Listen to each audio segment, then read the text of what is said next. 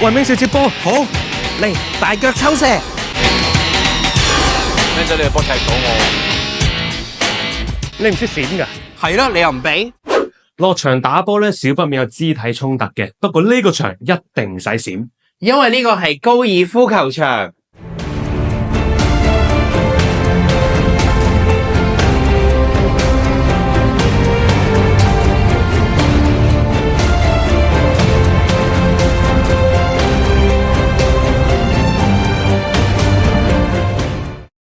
今日嚟到高爾夫御苑，唔係同你玩捉伊人，係嚟睇樓，1587尺4房雙套嘅設計，連埋一個私人嘅天台同埋空中獨立嘅泳池，望住呢個高爾夫球場嘅景觀，去邊度揾啊？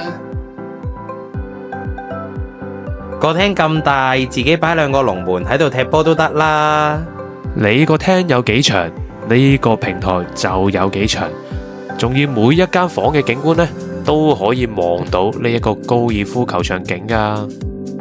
俾我就要呢間主人房啦，特設一個特大嘅露台，一起身行出去，成個人都醒晒啦。洗手間90%都係用雲石，咁呢啲咪就叫矜貴咯。廚房發展商俾埋呢一個子母廚櫃俾你，而佢嘅電器呢都係用名牌子 Miele 噶，更加唔少得嘅就係望住窗外嘅景觀煮嘢食啦。哇，明少跳樓你跳得多啦，跳水你跳過未啊？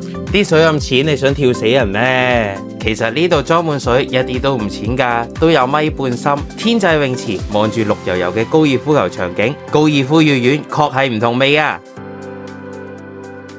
準備晒啲嘢，今晚餐飯啊有着落啊！去返工先，搞掂晒啲嘢，收工。喂，喂，乜咁啱啊？咁邊個先係門口啊？唔知啦，應該呢個你個廚房嚟噶嘛？係咩？又想呃我啦？